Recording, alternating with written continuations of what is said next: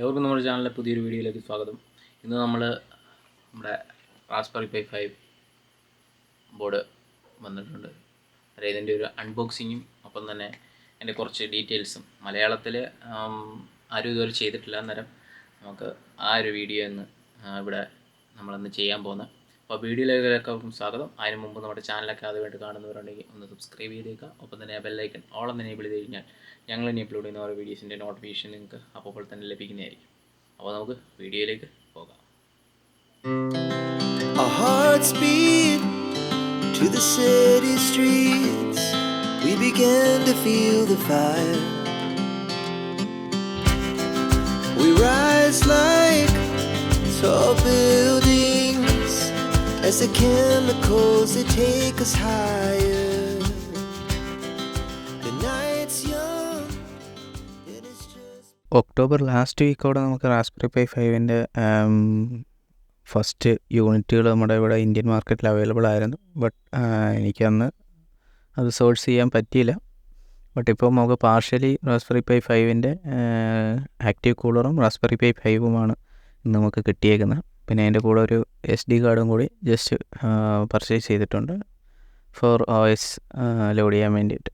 Active cooler ഇതിൻ്റെ ഒരു optimal പെർഫോമൻസിന് ഈ ഒരു ആക്റ്റീവ് കൂളർ വളരെയധികം ഹെൽപ്പ് ചെയ്യുന്നുണ്ട്. അപ്പോൾ നമുക്ക് ഇതൊന്ന് അൺബോക്സ് ചെയ്തിട്ട് അതിൻ്റെ എന്തൊക്കെയാണ് സാധാരണ പാക്കേജ് തന്നെയാണ്. നമ്മൾ ഓൾറെഡി ഫോറിൻ യൂട്യൂബേഴ്സിൻ്റെ ഒക്കെ വീഡിയോസ് കാണുമ്പോൾ മനസ്സിലാകുന്ന പോലെ തന്നെ റാസ്ബെറി പൈ 5ൻ്റെ സിംഗിൾ ബോർഡ് കമ്പ്യൂട്ടർ ബോർഡ്. ഇപ്രാവശ്യം നമുക്ക് ഫസ്റ്റ് ഓവറാൾ നോക്കുമ്പം നെറ്റ്വർക്ക് പോർട്ടും USB പോർട്ടും ഒന്ന് സ്വാപ്പ് ചെയ്തിട്ടുണ്ട്. 4Bന്ന് ജസ്റ്റ് ഒരു വ്യത്യാസമായിട്ട് കാണുക. പിന്നെ റാം ഏകദേശം അപ്പർ ആരയിലായിട്ടുണ്ട്. അപ്പറിൽ അതായത് പ്രോസസ്സറിൻ്റെ മുകളിലായിട്ട് റാം വന്നിട്ടുണ്ട്. പിന്നെ ഡെഡിക്കേറ്റഡ് പവർ IO, പിന്നെ ഒരു ഓൺ ഓഫ് സ്വിച്ച്, പിന്നെ നമുക്ക് ഫാൻ കണക്ടറും RTC ബാറ്ററിയുടെ കണക്ടറും ഒക്കെയാണ് പുതുതായിട്ടുള്ളൊരു മാറ്റം. പിന്നെ നമ്മുടെ പഴയ ഓഡിയോ പോർട്ട് എടുത്ത് മാറ്റിയിട്ടുണ്ട്. പകരം DSI MSI പോർട്ടുകളും ക്യാമറ പോർട്ടുകളും പിന്നെ ഒരു PCI സ്ലോട്ടും കൂടി വരുന്നുണ്ട്. നമുക്ക് ഫസ്റ്റ് ഇതിൻ്റെ ആക്റ്റീവ് കൂളർ ഓപ്പൺ ചെയ്ത് നോക്കാം. കാരണം ആക്റ്റീവ് കൂളർ ഇതിൻ്റെ ഒരു മിനിമം പെർഫോമൻസിന് വേണ്ടിയിട്ട് എയർ കണ്ടീഷണർ റൂംസ് ഒന്നും അല്ലെങ്കിൽ ടൈപ്പ് ഓഫ് ഇത് നല്ല ഹീറ്റ് ജനറേറ്റ് ചെയ്യുക. അന്നേരം അത് ഡെസിപ്പേറ്റ് ചെയ്യാൻ വേണ്ടിയിട്ടാണ് നമുക്ക് ഈ ആക്റ്റീവ് കൂളർ മസ്റ്റാണ്. ഇത് നമുക്ക് ഈ ഒരു പൈയുടെ കോൺഫിഗറേഷൻ നമ്മൾ ചെറിയ പ്രോജക്റ്റുകളിൽ പോലെ യൂസ് ചെയ്യുമ്പം മസ്റ്റായിട്ട് യൂസ് ചെയ്യേണ്ട ഒരു സാധനം തന്നെയാണ്. ഒപ്റ്റിമൽ പെർഫോമൻസ് കിട്ടണമെങ്കിൽ മാത്രം. കാരണം പ്രോസസ്സർ ഹീറ്റായി കഴിഞ്ഞാൽ ഇതൊരു 40 നാനോമീറ്റർ പ്രോസസ്സറാണ്. ബ്രോഡ്കോമിൻ്റെ BCM2712 പൈ 5ൽ വരുന്നത്. പഴയത് നമ്മുടെ 28 നാനോമീറ്ററിൽ ബ്രോഡ്കോം BCM2711AP 28 നാനോമീറ്റർ ആയിരുന്നു അന്ന് യൂസ് ചെയ്തിരുന്നത്. നമുക്കിപ്പം ആക്റ്റീവ് കൂളറിൻ്റെ ചെറിയൊരു സ്പ്രിങ് പ്ലാസ്റ്റിക് പുഷുണ്ട്. അതൊരു രണ്ട് പോയിൻറ്റിൽ മാത്രം പ്രസ് ചെയ്ത് കഴിഞ്ഞാൽ അത് കറക്റ്റായിട്ടിരിക്കും. അതിനുശേഷം നമുക്ക് ഈ ഫാൻ കണക്ടർ ഏകദേശം നമ്മുടെ USB പോർട്ടിൻ്റെ പിറകിലായിട്ടാണ് ഫാൻ കണക്ടർ വരുന്നത്. ആ ഫാൻ കണക്ടർ നമുക്ക് അതിൻ്റെ മുകളിലൊരു ക്യാപ്പൊക്കെ ഇട്ടിട്ടാണ് വരുന്നത് ഔട്ട് ഓഫ് ദ ബോക്സ്. നമുക്ക് അതെടുത്തിട്ട് അവിടെ ഫാൻ കണക്ടർ കണക്ട് ചെയ്യാം. ഫാൻ നോർമലി 4 വയറാണ് ഫാനിൻ്റെ വരുന്നത്. ഒരു ചെറിയ കണക്ടറാണ്. നമ്മൾ വീഡിയോയിൽ കാണുന്ന പോലെ അത്ര വലിയ ഒരു ഇതൊന്നുമല്ല, ചെറിയൊരു കണക്ടറാണ്. കുറച്ച് ട്രിക്കിയാണ് അവിടെ ആ ഒരു പൊസിഷനിൽ നമ്മൾ ഈ ഒരു ആക്റ്റീവ് കൂളർ ഇൻസ്റ്റാൾ ചെയ്തതിന് ശേഷം ഫിക്സ് ചെയ്യുക എന്നുള്ളത്.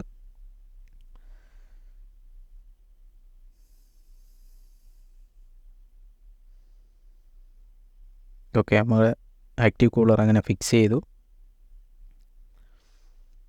ഇതിൻ്റെ ബേസിക്കായിട്ടൊരു ഇത്രയാണ് ഇതിൻ്റെ ഒരു ഫൈനൽ ലുക്ക് വരുന്നത്.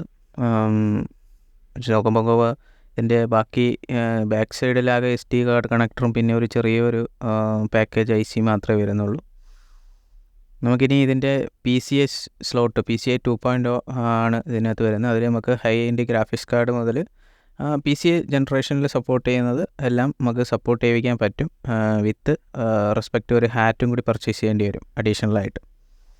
ആ ഹാറ്റും കൂടി ഉണ്ടെങ്കിൽ നമുക്ക് SSD NVMe പിന്നെ ഗ്രാഫിക്സ് കാർഡുകളൊക്കെ അതിനകത്ത് കണക്ട് ചെയ്യാൻ പറ്റും. കാരണം PCI എക്സ്പ്രസ് സപ്പോർട്ട് ചെയ്യുന്നുണ്ട്. എക്സ്പ്രസ് 2.0 ആണ് സപ്പോർട്ട് ചെയ്യുന്നത്.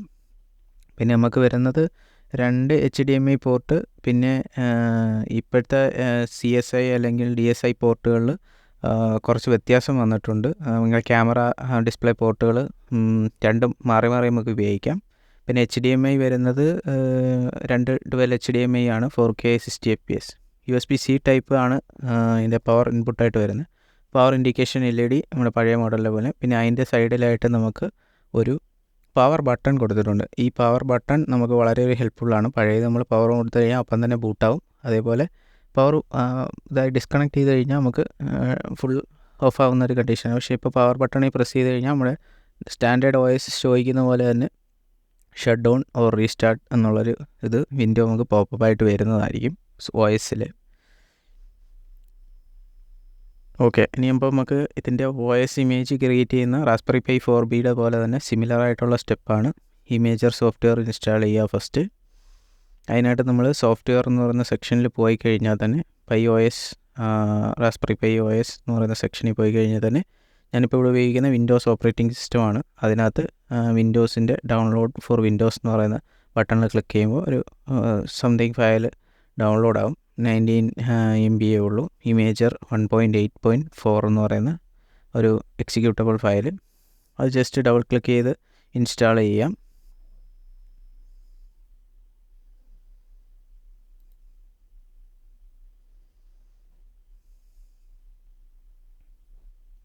Okay, next.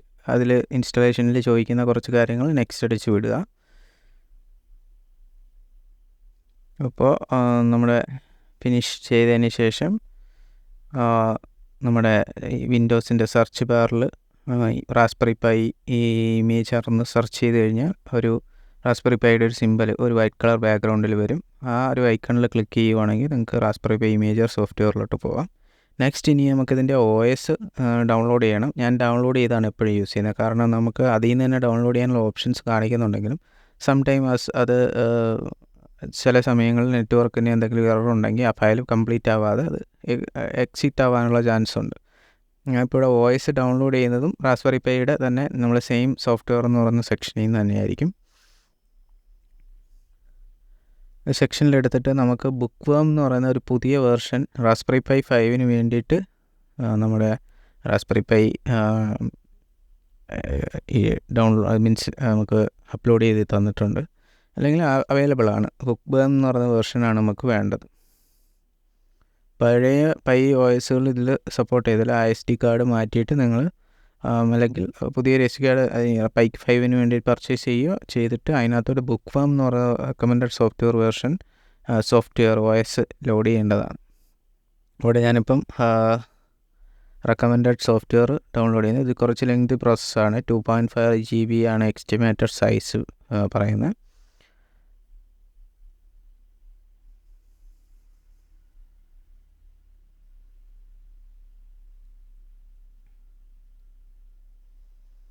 ഓക്കെ, നമ്മുടെ ആ ഫയൽ ഡൗൺലോഡ് ചെയ്ത് കഴിഞ്ഞാൽ .ZY എന്ന് പറയുന്നൊരു ഫോർമാറ്റിലായിരിക്കും. അത് നമ്മുടെ ആദ്യം നമ്മൾ സ്റ്റോറേജ് സെലക്ട് ചെയ്ത് കൊടുക്കുക പൈ ഇമേജറിൽ വന്നിട്ട്. Then choose your OS. Pi 5 hardware choose ചെയ്തു. അത് കഴിഞ്ഞിട്ട് പൈയുടെ OS ഏതാണെന്ന് ചൂസ് ചെയ്യുക. ഇതിൽ നിന്ന് നമുക്ക് വേണമെങ്കിൽ ഡൗൺലോഡ് ചെയ്യാം. ബട്ട് ഡൗൺലോഡ് ചെയ്യാത്തത് ഈ നെറ്റ്വർക്ക് ഇഷ്യൂ ഉണ്ടത് ഇത് പോകുന്നതുകൊണ്ടാണ്. നമ്മൾ ഓൾറെഡി ആ ഒരു ഈ ISO ഫയൽ അല്ലെങ്കിൽ IMG ഫയൽ നമ്മൾ അവിടെ നിന്ന് എൻ്റെ സൈറ്റിൽ നിന്ന് തന്നെ അപ്ലോഡ് ചെയ്ത്. ഇതിൽ വെറൈറ്റി ആയിട്ടുള്ള കുറേ ഓപ്ഷൻസൊക്കെ കാണിക്കുന്നുണ്ട്. പക്ഷേ ഞാനത് യൂസ് ചെയ്യാറില്ല. പർട്ടിക്കുലർ ഇമേജ് ISO അല്ലെങ്കിൽ ഡൗൺലോഡ് ചെയ്യുക, അതിനനുസരിച്ച് യൂസ് ചെയ്യുക. അതാണ് ഞാൻ ചെയ്തുകൊണ്ടിരിക്കുന്ന ഒരു വർക്ക് ഫ്ലോ. ഇപ്പം നമുക്ക് ഇവിടെ വേണമെങ്കിൽ SD കാർഡ് എറേസ് ചെയ്യാം. കസ്റ്റം ഇമേജായിട്ട് സെലക്ട് ചെയ്യാം. ഇമേജ് സെലക്ട് ചെയ്യുന്നു. നമ്മുടെ ഡൗൺലോഡ്സ് ഫോൾഡറിൽ നമ്മൾ നേരത്തെ ഡൗൺലോഡ് ചെയ്ത OS ഫയൽ നമ്മൾ കാണിക്കും. നമ്മുടെ ഡൗൺലോഡ്സിൽ പോയാൽ മതി. യൂസറിൻ്റെ നെയിം ഡൗൺലോഡ്സ് എന്ന് പറയുന്ന സെക്ഷനിൽ നമ്മുടെ ആ ഒരു പർട്ടിക്കുലർ ഫയൽ ലിസ്റ്റ് ചെയ്തിട്ടുണ്ടാകും. എക്സ്റ്റൻഷൻ .ZY എന്നായിരിക്കും എപ്പോഴും. മീൻസ് പൈ OSൻ്റെ കാര്യമാണ് ഈ പറയുന്നത്. ബാക്കിയുള്ളത് ചിലപ്പോൾ ISO ആയിട്ടായിരിക്കും നമുക്ക് ഡൗൺലോഡ് ചെയ്യാൻ പറ്റുന്നത്.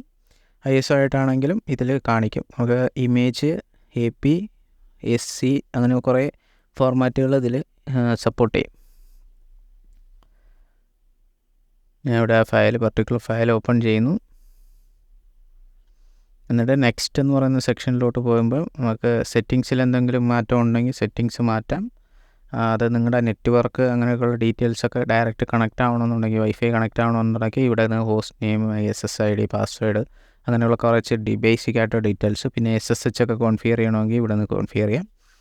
ഞാൻ ഇവിടെ യൂസർ നെയിം മാത്രമേ ഒന്ന് സെറ്റ് ചെയ്യുന്നുള്ളൂ. യൂസർ നെയിം പിന്നെ നമ്മുടെ ഹോസ്റ്റ് നെയിം കാര്യങ്ങളൊക്കെ, കാരണം അതൊക്കെ നമുക്ക് ഡിഫോൾട്ട് തന്നെ കൊടുക്കുന്നതായിരിക്കും എപ്പോഴും ബെറ്റർ. കാരണം നമുക്ക് VNCയോ അങ്ങനെ എന്തെങ്കിലുമൊക്കെ എടുക്കണമെന്നുണ്ടെങ്കിൽ പെട്ടെന്ന് നമ്മൾ റിമെമ്പർ ചെയ്യുന്ന ഏതെങ്കിലും തിങ്സ് മാത്രം കൊടുക്കുക. അല്ലെങ്കിൽ പിന്നെ നമ്മൾ റൈറ്റ് ചെയ്യേണ്ടി വരും OS കോംപ്ലിക്കേറ്റഡ് ആവണമെങ്കിൽ. നമ്മുടെ പാസ്വേഡും കൊടുത്തു. തന്നെ ഞാൻ നെറ്റ്വർക്കിലൊന്നും ചെയ്യുന്നില്ല.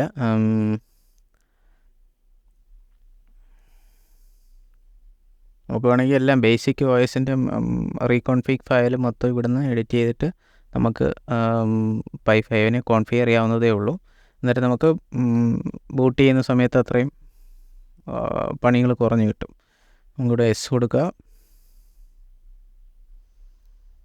അത് ഫയൽ സിസ്റ്റം ഫുൾ എറൈസ് ചെയ്യുന്നതിൽ ചോദിക്കുന്നത് S കൊടുക്കുക. നമ്മുടെ SD കാർഡ് S കൊടുക്കുക. എന്നിട്ട് ജസ്റ്റ് വെയിറ്റ് ഫോർ ഒരു 15 മിനിറ്റ് വരെ എടുക്കും നോർമൽ ടൈമിൽ. നമ്മളിവിടെ ഫാസ്റ്റ് ഫോർവേഡ് ആണ് ഈ വീഡിയോയിൽ കാണിക്കുന്ന സമയം അല്ല. ആക്ച്വലി ഈ സോഫ്റ്റ്വെയർ ഡൗൺലോഡ് ചെയ്യുകയാണെങ്കിലും നിങ്ങൾക്ക് ഈ ഒരു റൈറ്റിംഗ് ടൈമും എല്ലാം നിങ്ങളുടെ ഡിസ്കിനെയും നിങ്ങളുടെ USB കണക്ടിവിറ്റി പോർട്ടിൻ്റെയൊക്കെ സ്പെക്കിനെയും അതേപോലെ പിന്നെ നമ്മുടെ ഇതിൻ്റെ ഫയൽ റൈറ്റിംഗ് മെക്കാനിസത്തിൻ്റെയൊക്കെ പവർ പോലെ ഇരിക്കും. കാരണം ഒരു ഫുൾ ലിനക്സ് സിസ്റ്റം ആയതുകൊണ്ട് തന്നെ മൾട്ടിപ്പിൾ പാർട്ടീഷൻസും കാര്യങ്ങളൊക്കെ ക്രിയേറ്റ് ചെയ്യും. അതിലോട്ടൊക്കെ ഡിഫറെൻറ്റ് ടൈപ്പ് ഓഫ് ചെറിയ ഫയലുകളായിരിക്കും. അന്നേരം അതൊക്കെ നമ്മുടെ റൈറ്റിംഗ് ടൈം കൂടാനുള്ള ചാൻസസ് ഉണ്ട്.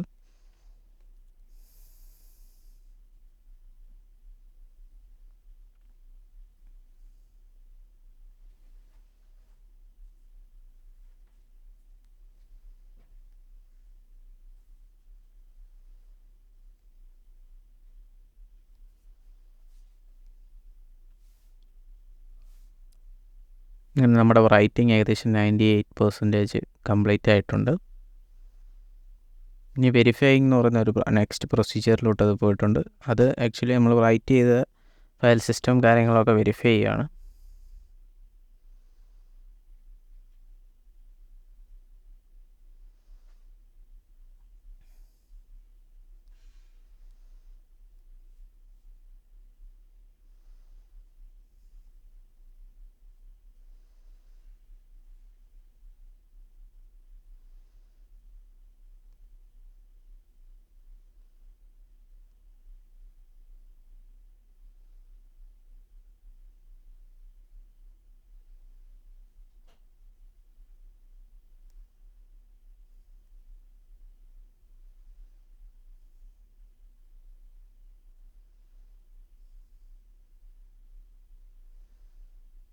ഓക്കെ, അങ്ങനെ നമ്മുടെ വെരിഫിക്കേഷൻ പ്രൊസീജിയർ കഴിഞ്ഞ് കഴിഞ്ഞാൽ കണ്ടിന്യൂ എന്ന് പറയുന്ന ബട്ടൺ കണ്ടിന്യൂ കൊടുത്തിട്ട് നിങ്ങൾക്ക് SD കാർഡ് റീഡർ ചെയ്യുന്ന SD കാർഡ് ഡിറ്റാച്ച് ചെയ്തെടുക്കാവുന്നതാണ്.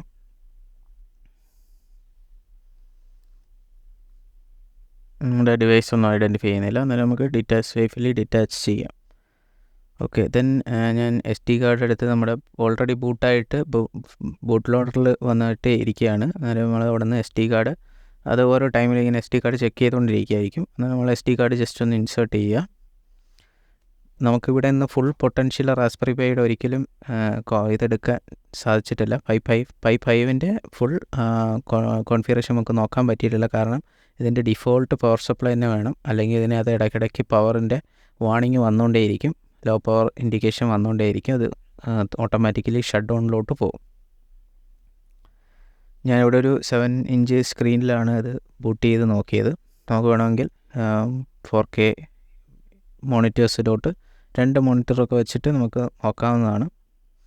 ഇതാണ് ഒരു വർക്കിംഗ് വീഡിയോ.